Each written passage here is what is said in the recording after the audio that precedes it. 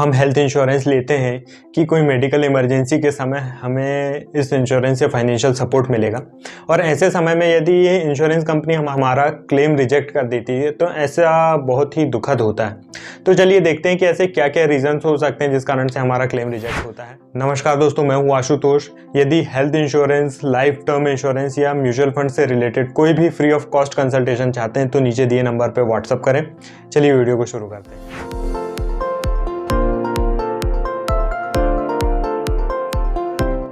यदि कोई insurance company आपका क्लेम रिजेक्ट करती है तो उसके पीछे कोई ना कोई कारण ज़रूर होता है।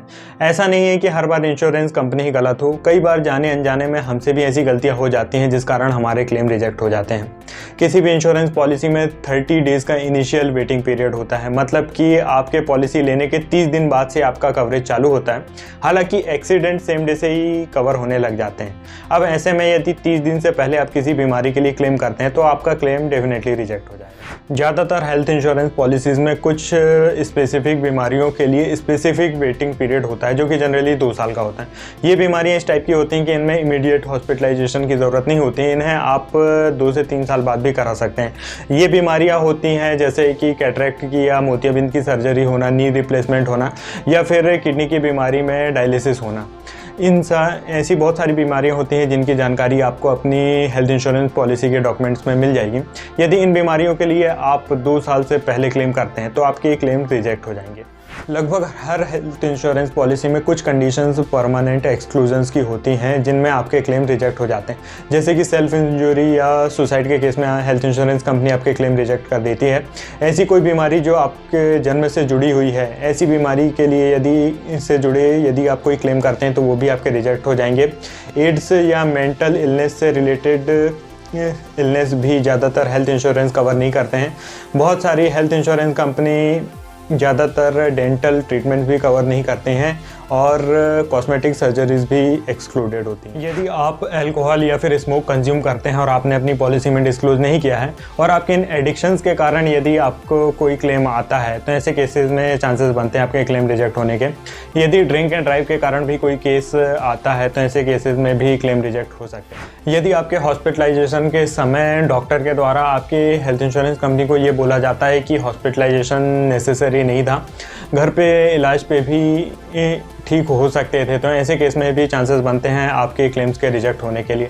इसीलिए जब रिक्वायर्ड हो तभी हॉस्पिटलाइजेशन लें, सिर्फ इसलिए कि हमारे पास हेल्थ इंश्योरेंस की पॉलिसी है या फिर सिर्फ चेकअप्स या डायग्नोस्टिक्स के नाम से हम एडमिशन लेते हैं तो फिर ऐसे केसेस में हमारे क्लेम्स रिजेक्ट हो सकते हैं। 90 to 90% क्लेम्स के रिजेक्ट होने का सबसे बड़ा कारण है अपनी प्री एग्जिस्टिंग मेडिकल कंडीशंस को ठीक से डिस्क्लोज नहीं करना है।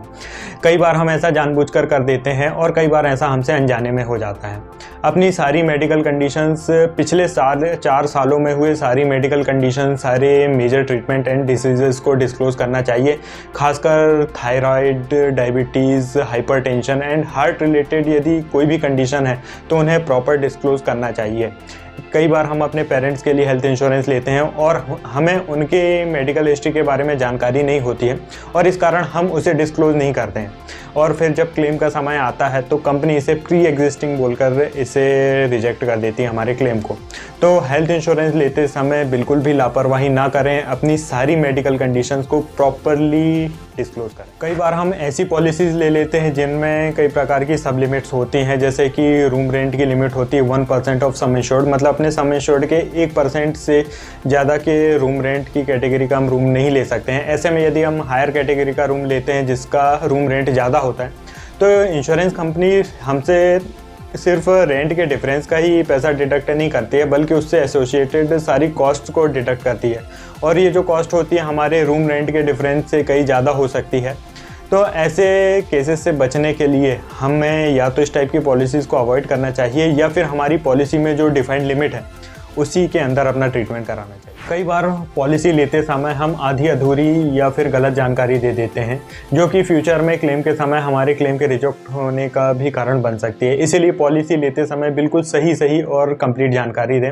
हॉस्पिटलाइज्ड होते समय हमारे द्वारा या फिर जो व्यक्ति हमें हॉस्पिटलाइज्ड कराने के लिए लेकर गए हैं उनके द्वारा कोई गलत, इनकम्प्लीट या फिर कोई डिसीज़ से रिलेटेड ऐसी जानकारी डिस्क्लोज कर दी जाती है या ऐसी जानकारी बताई जाती है जो कि हमारे पॉलिसी के समय डिस्क्लोज डिस्क्लोज की गई जानकारी से डिफरेंट होती है, तो ऐसे समय में भी हमारे क्लेम के रिजेक्ट होने के चांसेस बन जाते हैं। रीइंबर्समेंट के केस में प्रॉपर और कंप्लीट डॉक्यूमेंट सबमिट नहीं करने से या फिर रीइंबर्समेंट के लिए बहुत लेट अप्लाई करने से भी क्लेम्स के रिजेक्ट होने के चांसेस बनते हैं।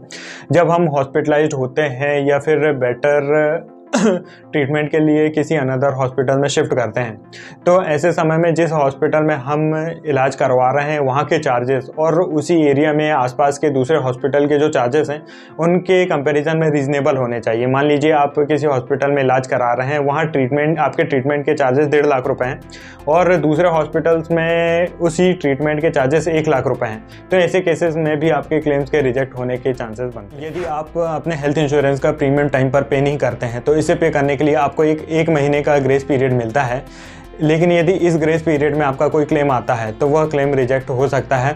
और यदि आप उस ग्रेस पीरियड में भी अपने प्रीमियम को पे नहीं करते हैं तो आपके जो पॉलिसी लैप्स हो सकती है, आपके सारे बेनिफिट लैप्स हो सकते हैं और आपको फिर नई पॉलिसी इशू कराना पड़ सकता है। इसीलिए अपने टाइम टू टाइम अपने प्रीमियम्स को पे करें। हेल्थ इंश्योरेंस से रिलेटेड आपका कोई भी डाउट है तो आप नीचे कमेंट करके या नीचे दिए व्हाट्सअप नंबर पर मैसेज करके पूछ सकते हैं। इस वीडियो को ज़्यादा से ज़्यादा अपने दोस्तों के साथ शेयर करें व्हाट्सअप में, ताकि ज़्यादा से ज़्यादा लोगों को अवेयरनेस हो सके और उनके क्लेम रिजेक्ट होने से बच सकें।